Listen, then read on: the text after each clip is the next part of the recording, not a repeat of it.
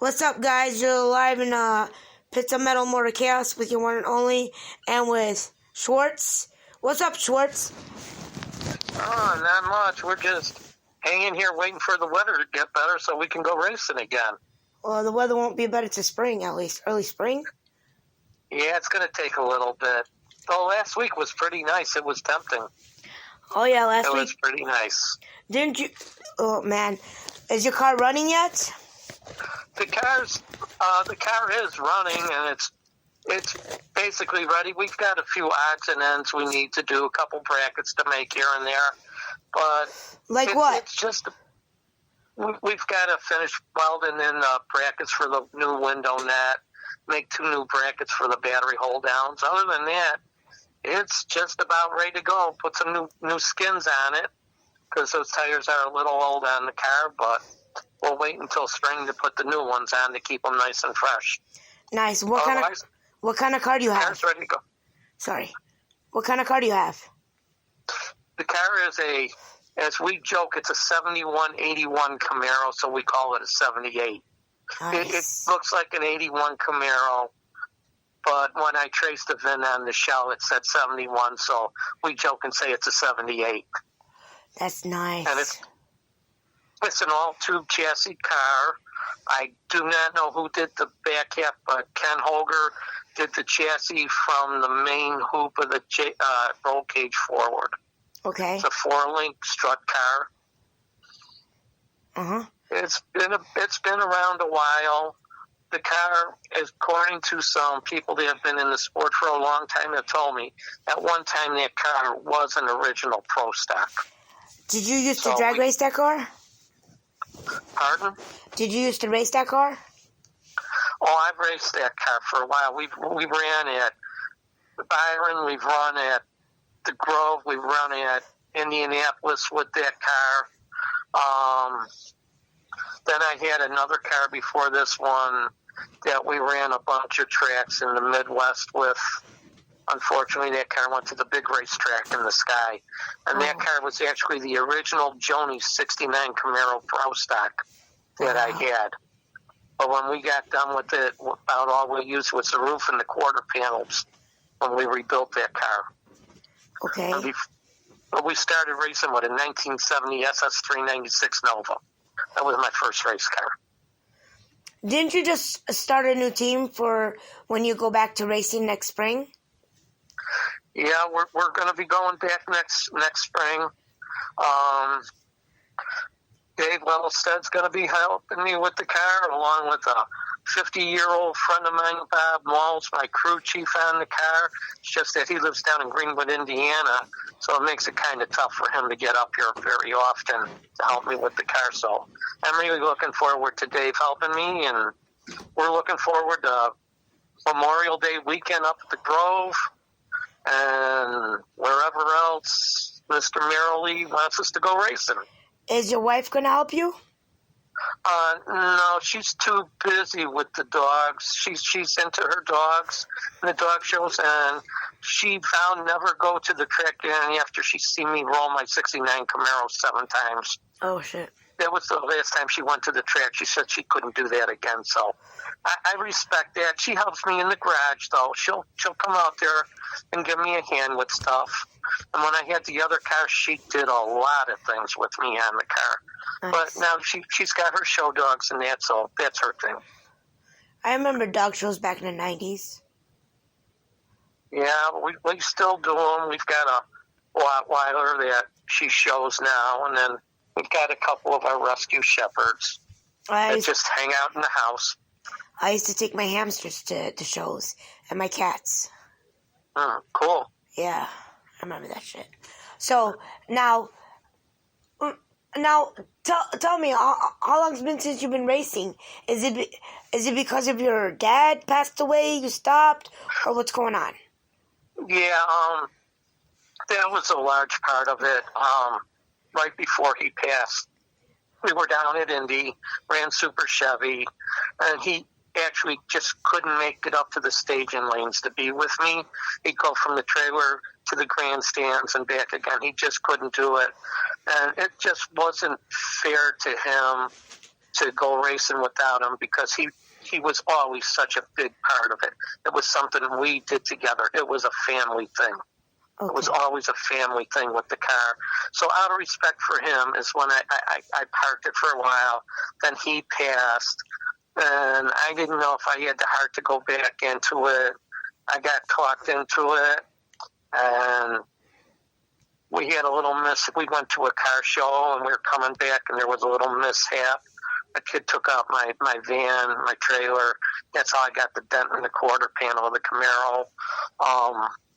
And I said, no, I think maybe that's the way he's telling me, don't take the car out. And we didn't do that. And then a few years later, my friend of mine, Scott McCauley, was running all the car shows up at Duke's Driving out south. And they had a drag night. And he asked me to bring the car down there. I did. And that's when I met Mark Pappas. And he had the Ray Herr Morrison car down there. And he was, please, you got to come out and see us. And I love the car, and we want to have you come race with us. And that's how I got involved in the Nostalgia Pro Stock. Now, let me ask you, do you have any websites or any old videos people can find to watch? No, unfortunately, most of the stuff back then was on a Super 8 or you just took pictures. Okay. So we really, in fact, I've only got maybe 2 or 3 pictures of this car at the track that Mike Alberts was kind enough to give me that he had happened to take. We never really took any pictures of this car for some strange reason. Have you maybe created? Because my wife used to take all the pictures and she doesn't go anymore.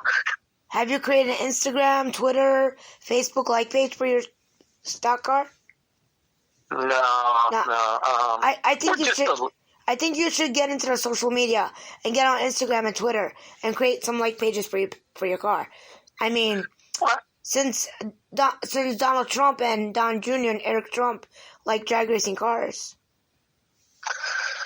Yeah, I've got my cars as my picture on my Facebook page, and I'm good with that. You know, my big thing is to get out to the track, see people. I enjoy being around all the people at the track. That's the big thing. Put on a good show for the fans. That's what it's all about. It's for the kids. And in the upcoming future races, my husband's going to be doing video for you. Okay, that'd be great. And I'll be taking pictures. Okay. Yeah, because what's even funnier is not last year, but the year before, I had gone up there to see Bob Merrily in the group race, and I heard somebody calling my name when I was in the pits, and Steve Flounders with the Midwest Missile car. Yeah. He and I are old friends. We went to high school together. Okay. He's another one of my old friends. So it's really nice that, you know, we'll be racing together again. And I met, you know, like Ray Dunlap and Kevin Pryor, Roland and Bob and Dr. Ron and all that. They just seem like such really nice, down-to-earth people. And it's just a neat group, and I'm really looking forward to being part of it. Rich Wilhelm? I've met Rich. I only got to talk to him a little bit. I really haven't talked to him much. I think I met him down at like Chevy Vet Fest or something it was. So I never really got to talk with him. Well, that's... How about Doug Schmidt? How about Doug Schmidt? Yeah, Doug, him, real good to talk to him. In fact, we used to crew chief for Animal Jim, and Ted Borowski, who used to do all my machine work, they used to run UDRA together, and Doug knew Ted when he was alive very well. So we have some good stories that Doug and I share about Ted Borowski. Okay. So that's really cool too. It's a nice group. It's going to be a lot of fun. We're going to have a lot of new cars next year from what I understand. Let me ask you this. What made you get into drag racing when you were a child? Well, like I was saying early, I was actually into stock car racing growing up. Okay. But in high school and living in the city of Chicago, it's hard enough to have one car when you're in high school. And in stock car racing, you have to have a tow car and a car to race. Where in drag racing, I could drive my car to school, I could drive my car to work, I could take and go out on a date with my car and still take it and go to the drag strip. And that's how I got involved in drag racing. Okay. My first time out to the track was not a good event. I never made it to the track the first time out with my 442.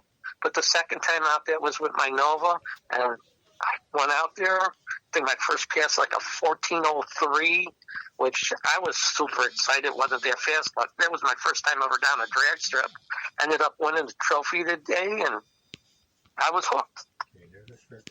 How can you not go back if you don't win a trophy? Were you nervous? Yeah, the first time a little bit, because I wasn't quite sure on how to read the Christmas tree. As far as going down the track, I had been doing some street racing before that, so going down the track felt a lot better than driving on the street. Now, see, I know the fact that you don't have no kids and grandkids. Doesn't it kind of feel weird that you can't pass this on to some your blood kin? Not really, because I have a lot of friends who race, and their kids never even been to the track and could care less. I mean, don't you think kids should be getting into the racetrack instead of video games? It's great if they do, but I was never forced into it. You know, I did it because I wanted to do it. My dad didn't say, hey, you have to go racing. Hey, I want you to go racing. If I wanted to go play Little League, I could go play Little League. If I wanted to play football, I could go play football. It was my choice that I wanted to play with cars. So, and that should be every kid's choice. I don't think any kid should ever be forced into doing something. No, not forced. I mean, not forced. I mean, it's the fact that because I know a lot of racers. Almost every racer I know, their kids are into their parents' cars. It's not forcing either. See, unfortunately, I know a lot of them that aren't. Well, I mean, yeah, I think it's cool. There's a lot of them that are, and I think Junior Dragster is a great thing for them to get started in. But I've got friends that their kids, they won't even walk in the garage to see what Dad is doing on the car. And it's sad, but it's because the new generation video games, YouTube, fucking Nike, excuse my language. Well, I could swear it's for this country. Nike, you know, just a fad of fashion took over. It became ever so popular. Well, like some people joke with me, don't you think you're a little old to go drag racing? I said, well, here's the thing with drag racing. Is it a young man's sport? Yes, it is. The only problem is it takes old man money to do it. Exactly. I mean, it doesn't matter what age you are. Anybody drag races. No. I've seen... Hey, God bless. 7-year-olds. The Greek Chris Karamessinis is going to be on Bob Merrill's show tonight. Yes. That man, he's like in his 80s or 90s now. Yes. And I think he just finally quit racing. I don't even know if he did. I know. I think I've. Jimmy Montgomery's pretty up there. I know that. There's a lot. Well, you got Art Ludwig, who's going to come back out racing once he gets his knee right. He's in his 70s. There's a lot of older guys out there racing. I mean, it's a disease. I'll be the first one to admit that. It's a disease. Once it gets in your blood, you can never get rid of it. 80-year-olds, 90-year-olds still racing. Yeah. You can suppress it, but you can't get rid of it. Nope. Does it make you feel younger when you get out there? No, it actually makes me feel older when I try climbing over the roll cage. Really? But yeah, Why? it does. It really does. And, you know, it's It's mind over matter. If you don't mind, it doesn't matter. Once you get in the car, there's so many things to do. You don't have time to worry about that stuff. Mm. It's when you go to climb underneath the car after a run to check something. That's when you notice how old we are. We joke. We have a couple minutes left. Now let me get into some fun questions. What is your favorite place to go vacation at? Pardon? What is your favorite place to go vacation at? Myrtle Beach. Florida? Yeah, I really like Myrtle Beach. I like Daytona a lot, but lately we've been going to Myrtle Beach. That seems to be our go-to spot. I like Cocoa Beach. Coco's nice. I've been from Jacksonville in Florida all the way down to Key West and all the way back up the Gulf side. And I like Pensacola because of the white sand. Yeah, I've been to Pensacola. I've got some stories that we can't tell on the air about Pensacola. Yeah, don't and say racing anything. racing go-karts down there with my crew chief, Yeah. Bob Mall, and another friend of mine that passed away. There's some funny stories, but Pensacola was neat. The only problem is we went there and we were going to stay in a tent, and I'm not a tent person. So the next morning we packed up and went to Daytona Beach and got a motel room. Okay. But Pensacola was kind of cool. What's your favorite food and what's your not favorite food? My favorite food, just about anything's my favorite food. And you must pick one. I would say pizza, Pizza. one of my favorites. My least favorite food is stew or fish. Does your wife cook? Oh, yeah. What's your favorite She made dish from her? chili tonight. It was excellent. What you made? She made chili. I made meatloaf. That's a good thing, too. I can do meatloaf. My meatloaf. My problem is stew, I can't have all the things together. My grandmother used to make stew, and she'd laugh at me because I would take and separate the potatoes, the meat, the vegetables, be all on separate parts of my plate. I just couldn't leave it all mixed together. My meatloaf tastes like mushroom cheeseburgers. Cool. Okay, what's your favorite drink? Non-alcoholic or alcoholic, either one? My favorite drink is the only thing I can drink since I got diabetes, and that's Diet Pepsi. I like Mountain Dew. Mountain Dew has too much sugar and caffeine in it. I can't drink Mountain Dew. I need caffeine. Well, caffeine's not good if you're diabetic. So, Well, yeah, you have health problems. I don't. yeah. But I will. But you can kill diabetes too. You just Google it. You can kill it. We're working on it. We're getting it under control more and more. So Good. we're getting there. Do you have any hobbies outside of drag racing? The dogs. Besides that? Going boating. But If you I'm don't. not in the car, I'm on the boat. If I'm not on the boat, I'm with the dogs. But you don't go fishing. Don't fish. Fishing poles are not allowed in the boat. Really? I don't know if you saw that pier I have in front of my house. It's like a big deck. Yeah. We do not fish. It says do not fish. I don't even own a fishing pole. So that area you live in, they don't let you fish there? Oh, you can fish. People fish all the time. I just don't fish. Oh, so if we come over in the summer, we could fish there. You can fish there, but I don't fish. Okay. I don't like fish, so why would I want to fish? Besides, I can't sit there and do nothing for that many hours waiting for a fish. But here's the ironic part: I can sit in the staging lanes for an hour waiting to make a pass down the track. Does that make sense? Yes, it does. Well, Schwartz. May the Schwartz be with you. And also with you. Yes. It's been a great interview. Now let's go watch Bob Marley. Okay. We will Take talk care again now. in the near future. All right. Do more sounds good. interviews. Okay, thank you. Alrighty. Bye. Okay.